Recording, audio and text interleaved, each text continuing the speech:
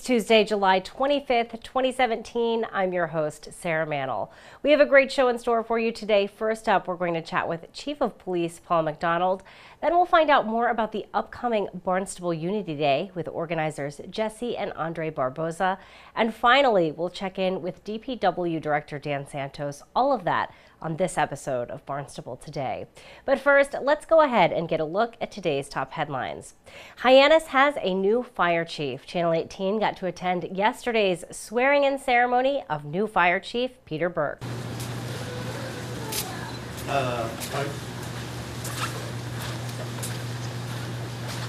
Arch time. Arch. This gold shield is a clear and significant symbol that stands out among the rest and is only held by one person of the fire department.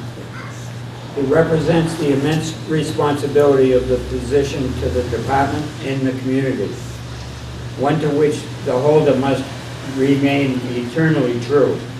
Above all else, it is total and complete. If you raise your right hand and repeat after me.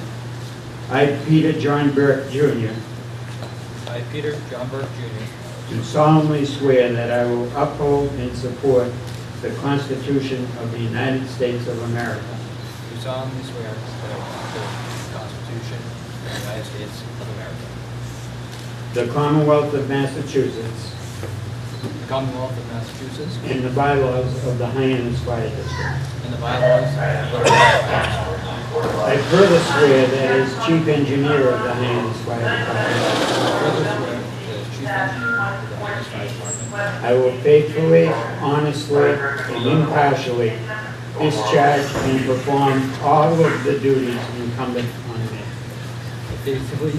further swear that I will faithfully, honestly, and impartially discharge and perform all of the duties incumbent upon me. So help me God. So help me God. Do you accept the position of Chief, Hyannis Fire Department? I do. Congratulations.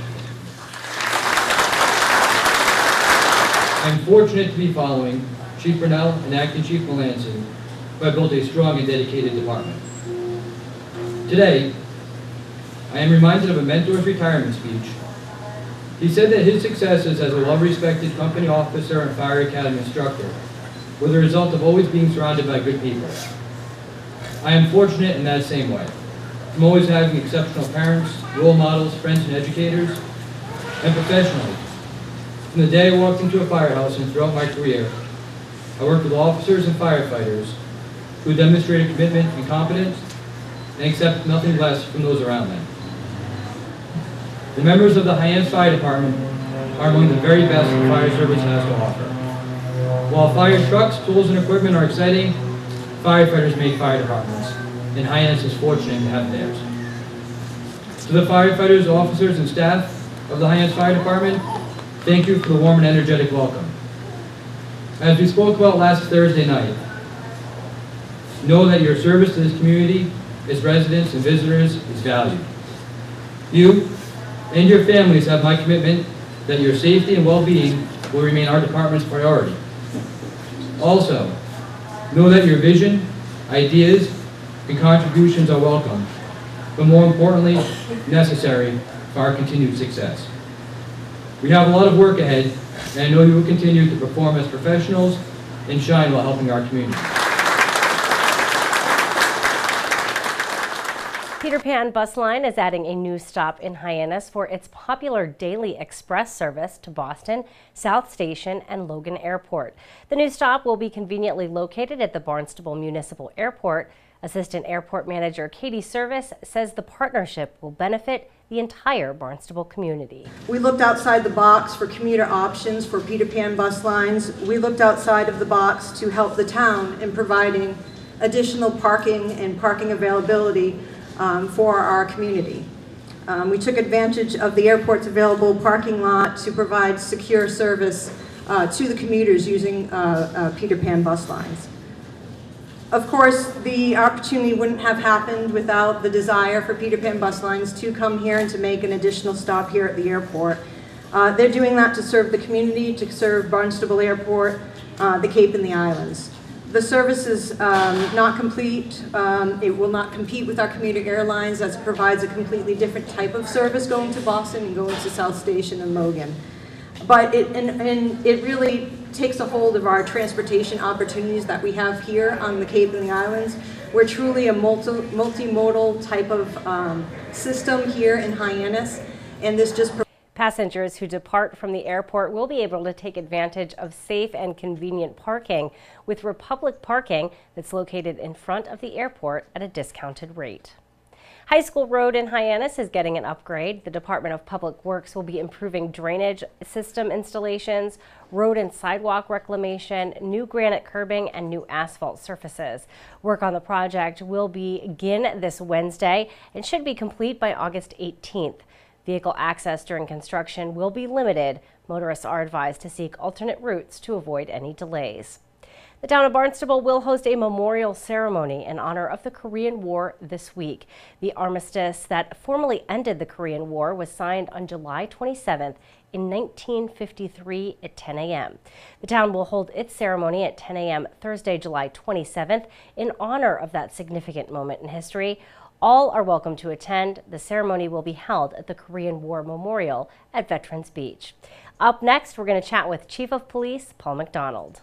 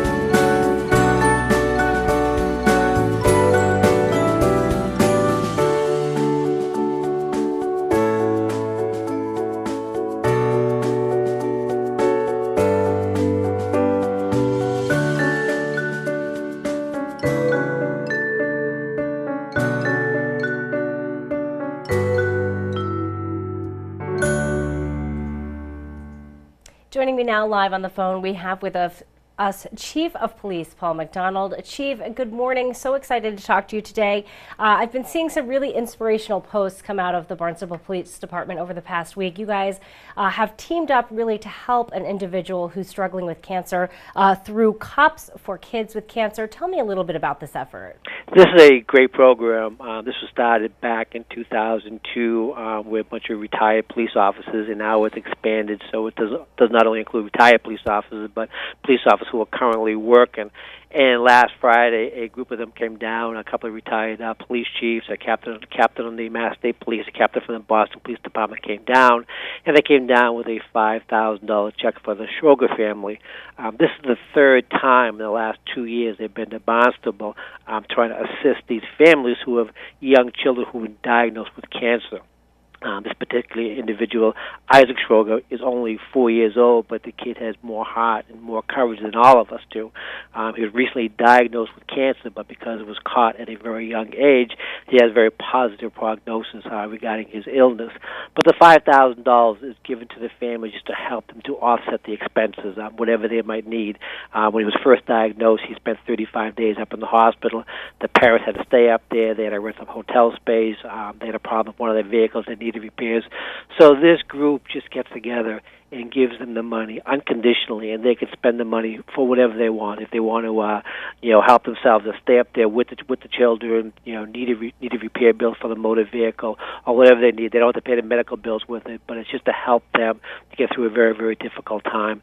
And again, like I said, this is the third time, and I think in the last 23 months they've done this for 3 different young kids and families in the town of Barnstable. It's a great organization, and since 2002, they've given $2.5 million to different families in the New England area. Wow, it's so amazing just to listen to the story about this family and their struggle. You know, I can't even imagine as a parent having a child that was ill. It would be tough because not only are you trying to manage treatment sometimes at far distances, like you mentioned, right, but also you may be missing work. So a lot of things come into play when you're dealing with an illness of that sort. So very heartwarming to hear that the Barnstable Police Department was helping that family. So exciting. What's amazing is the courage of these young kids. You know, I mean, it really puts things in perspective. You know, when you think you're having a bad day and you look at what this young 4-year-old kid is going through, it truly is amazing. Well, I think this is the first time, Chief, you're making me tear up. Thank you for telling us about that. I do want to chat with you, though. There was an incident on Route 28, a very serious car accident. What can you tell me about this? There was a horrific car crash Saturday night around 9 o'clock. It really was a car crash. It was a motorcycle versus a golf cart. About 9 o'clock at nighttime, of course, it's past dusk at 9 o'clock. It is getting dark. A off-roader was in a golf cart and was trying to cross Route 28. Now, the golf cart had minimal lighting on it. I believe there was only like one lamp on the front of the golf cart when trying to cross Route 28. And according to the operator of the golf cart, he never saw the motorcycle. So as it was crossing the road, there was two individuals in the golf cart, and of course there are no sides, there are no doors to the golf cart, and the passenger took the full impact of the motorcycle when it hit. And we're still trying to determine the speed of the motorcycle, but once it made contact with the golf cart flipped up on its side, it leaked gasoline, the gasoline caught fire, the motorcycle caught fire, the golf cart caught fire, and the telephone pole in the vicinity also caught fire. If it wasn't for some passing motorists who actually pulled all three from the fire, the injuries would have been much more severe. But the case is still under investigation. We had the accident reconstruction team down there taking a look at it. But one thing just turned up yesterday, that the motorcycle was being reported stolen out of Boston. So we are looking at that, trying to find out what's going on with that. But we've been unable to talk to the operator of the motorcycle yet because of his injuries. Wow, crazy story there, Chief. Definitely a reminder, too, to be careful at night. Make sure your vehicle is well lit, and same with bicycles. It also makes me think about bicycles because so many people I see out at night and they aren't properly attired. Absolutely. You just have to stay off Route 20, but particularly down there. I know a lot of kids, they go to the off-road down there because they have the power lines down there that actually back up to the watershed property, you know, and all that's private property. They shouldn't be down there anyways, but you know, you do not cross Route 28. So it's they're very fortunate. They're three very fortunate young people. Yeah, a very important reminder for us to keep our safety hats on. Want to talk to you too. I know we're going to talk in just a few moments to Andre and Jesse Barboza, who helped organize Barnstable Unity Day. Very excited. They spoke very highly of you and how receptive you were when they first came to you. Why did you want to participate in Barnstable Unity Day? Well, this is the second year of the event, and if we go back a year ago, you know, there was a lot of, you know, stress within, you know, the different communities throughout the country, you know, particularly with the minorities versus the police departments, almost us versus their mentality, you know, and we just did not have that here in this community, you know, and the Barboza reach out to us. So, you know, we have to show that we're not the same as everybody else. You know, we're a diverse community. That what makes this community so great. So we have to show that we're all in this together. We care greatly about the community. So I was all for it. We got on board. We put it together very, very quickly, and it was a great event last year. And I think we're going to have another great event this year. You know, and the Barbozas do a great job, but probably the unsung hero is Lynn Poyant. I mean, she really is the one who coordinates everything, gets everything out there. She gets the vendors there, and if it wasn't for her, this would never be happening. You know, I want to do it, and the Barbozas want to do it, but Lynn does all the work. So, you know, that is a very good point. Thank you for bringing that up because she really is behind the scenes. Doesn't take a lot of credit. Very quiet about the work that she contributes, but we know here at Town Hall, she makes a lot of things go. She sets the whole thing up. She gets all the vendors, and she'll be there. And I think last year, you know, she was working there, you know, handing out soda, cooking, doing whatever needed to be done. But you're right, she did not want any of the credit, but she deserves most of the credit. Well, thank you for bringing that up. We really appreciate it, Chief, and thank you for chatting with us this morning. We really appreciate it. We'll talk to you again next week. Okay, talk then. Hopefully, see you Friday. I will definitely be there. Okay. All right. Bye-bye. Talk to you soon. Bye-bye. Our guest today, Chief of Police Paul McDonald. Now we're going to have that conversation with Unity Day organizers Andre and Jesse Barboza. So I'm so excited to chat with you gentlemen about Unity Day because this is going to be the second Barnstable Unity Day at the end of the month. let's go back a little bit before we talk about this year and talk about last year. Why did you guys want to organize a Barnstable Unity Day last year? Well, I think it kind of started with a lot that was going on in the country as far as the divide between the certain communities and police department. That's kind of where it started. You know, Jesse kind of had the idea of, hey, let's see if we can go down and talk to the chief and see if we can do something. And he kind of presented the idea to Chief McDonald of having a cookout of some sort. And the chief was, you know, he thought it was a great idea, and, you know, kind of took off from there. Really interesting, because this is a time during this time last year, there were really a lot of protests happening across the country, and so you really didn't want to go the protest route. Why is that? Well, we just felt like it would be, it would fit our community better, to try to bring everybody a little bit closer. We didn't really want to drive any deeper in the divide that was already going on in the nation, so we were just figuring what's a way that we could kind of break down the walls and really just bring it back down to like a grassroots thing where people could go and just talk to someone. You could talk to the chief of police, you could talk to the people in your community. Yeah, kind of get to know each other. Right. Absolutely. Make sure there was no, you know, you didn't have preconceived notions that weren't correct. So Absolutely. really building that community. Right. And it was such a successful turnout. So many people came. Were you surprised by the number of people that turned out for the event? I was actually, you know, just so many people came out, and we knew it was going to be a hit, but I was just surprised how many people really were just, as soon as we started promoting it, everybody came out there, wanted to help. We had so many people wanted to volunteer, from face painters, people working the grill, or guys getting in the dunk tank, things like that. But just everybody wanted to be a part of it. Everybody wanted to help. So it was refreshing to know that that community is still around. It is refreshing. I think Cape Cod is such a special place, and here in Barnstable especially too. So many people are involved in the community. There really is a huge sense of community here, and to see everyone getting out and having a fun time together was so refreshing. Absolutely. So let's talk about some of the things that we're doing it again. Everyone loved it. Everyone was like, bring it back, we want to see it again. What kind of things will attendees, can they expect to have happen when they attend? What kind of things will we have to do? You know, we're going to have music, live music. Of course, we're going to have food, dunk tanks, game for the kids. Really just face painting, and honestly a good old-fashioned cookout where you get to go around and socialize with people, get off Facebook and those type of things for a little while, and actually make real friends and get to know people in person for real. So really just getting out of the house and breaking down those walls. I like that. You're so right, because so many times we get trapped in our Absolutely. little worlds, and we Absolutely. don't reach out and Absolutely. get, you know, interact with others. So really cool to see this happening. Is it tough to throw this all together? I know you're working with the town of Barnstable. The police department's been involved. How has organization been? It's a lot of work, but you know, we have a lot of people helping out. Like Jesse said, you know, our group itself, we have, you know, a handful of individuals, like-minded individuals that we, you know, that help us, and we do the work together. And then all the help we've gotten from the town, you know, the police department, you know, donors, everybody. It's, you know, it's a lot of work, but with all the help and everyone trying to be a part of it, it makes it a lot easier. Were you surprised when you first approached the chief about doing this last year? Were you surprised that he was supportive and really wanted to get on board? You know, I was surprised because we know Chief McDonald for a while, so you know, he's a good guy, and I was surprised about how willing he was to really help, and he went above and beyond, you know, and but as far as him being supportive of it, I wasn't surprised at that, but I mean, he really did a lot of work and a lot of things to help this really work out for us. So we're truly appreciative of that, and him and his whole staff, really. Now, is there any cost to attend the event? No, it's free. You just come out and have a good time. That's all. That's all we ask everybody. Come out, have a good time. That's it. Maybe at the end of the night, you clean up after yourself. And but- Yeah. that's it. Throw your trash in the trash That's can. all we're asking. Bring your Recycle. family. Bring come your and have a family, great bring time. a friend. It's free. Just have a good time. Awesome. Well, thank you, Jesse and Andre, for stopping by and telling us all about Unity Day. We really appreciate it.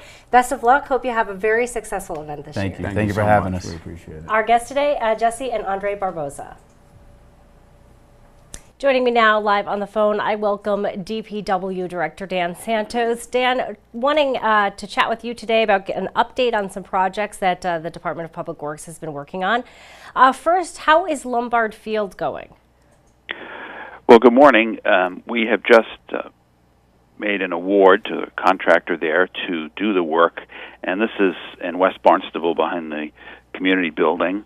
We're going to be replacing the entire ball field, redoing the ball field, the fencing, new bleachers, press box and storage area there that's being replaced.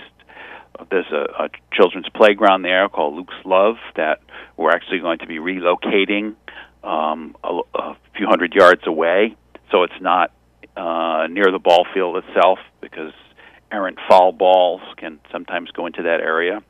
But that also facilitates some new parking that we're going to be putting in, more of a kind of a sculptured parking area, not just this big, square blacktop. It will be pavement for snow removal and for handicap access to the building. So we're really designing a total renovation of that whole campus. So that, like I said, that's just been awarded, and we're going to get that underway probably in September. They do have an annual function in the West Barnstable Civic Association in August there, and we figured since it's so close to that, we'll just let them have that function, and then we get started right after that. So it's a welcome project for those in West Barnstable that use that facility, particularly the baseball teams that have used that over the years, and some of them have actually gone to other locations because the condition is not as good as it should be for that kind of play. So very much looking forward to that project getting going. Now, Dan, how long do you think that project will take to complete? We're hoping it's going to be complete by next summer. The only question is the grass. We really have to get the grass grown in and established before they use it. So it depends on the type of winter we have in fall, so we have to play that a little bit by ear. Interesting. Well, thank you for the update on that project. I want to ask you a little bit about Osterville Bay School as well. I know lots of plans have been in the works for that area of Osterville. Where do we stand with that project? Well, that's one that we've actually just awarded as well. And the plan there, the first phase of the redevelopment of that school and recreation area site is to remove the former school and the addition to the school, and that's a pretty complex project because a couple of reasons. It's a big old brick building, first of all, but also there's a lot of hazardous materials. There's asbestos and lead and things like that have to be remediated first. So you can't just tear the building down when you have things like that inside. They have to strip it out properly in accordance with all the codes and safety, and then it gets removed from the site and goes to appropriate places for disposal. And then once that's all out, we can take the building down.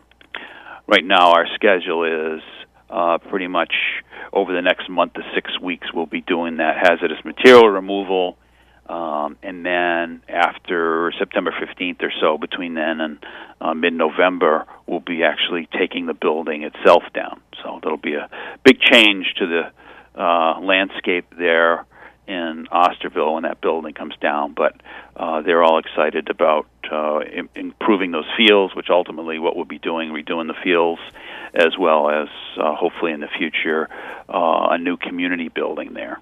So, Dan, just to clarify, there is a community building and then there is the school, correct? So there's two. Are they separate structures?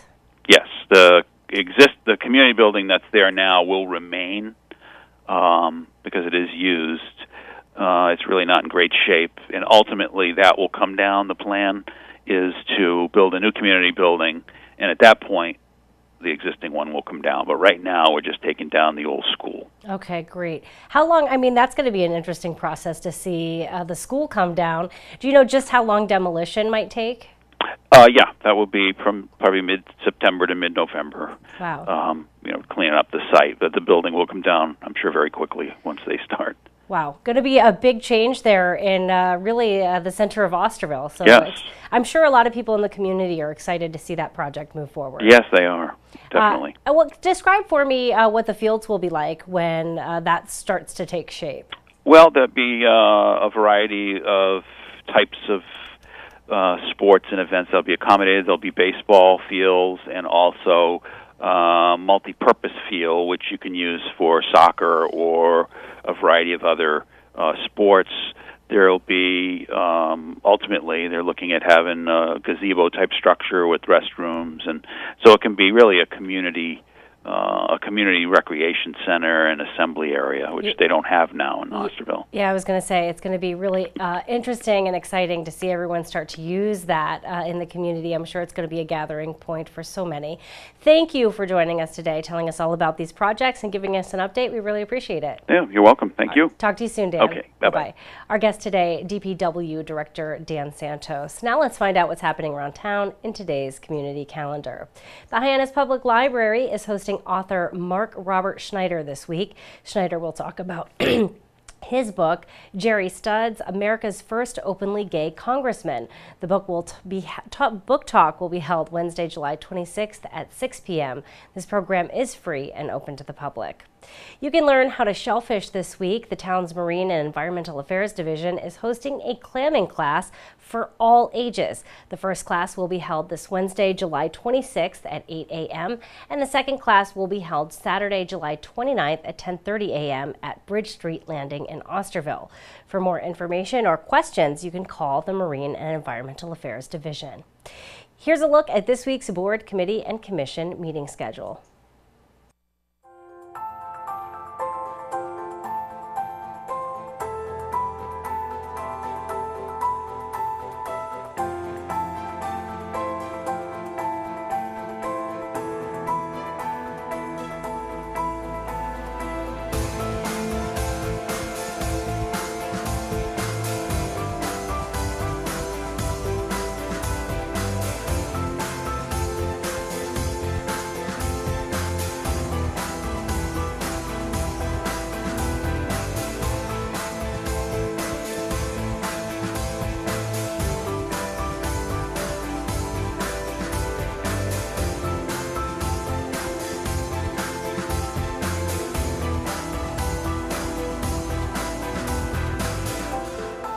Well, thanks for joining us today. We're going to be back tomorrow with another great show for you. On tomorrow's show, we'll chat with Cape Cod Regional Transit Authority Administrator Tom Kerr.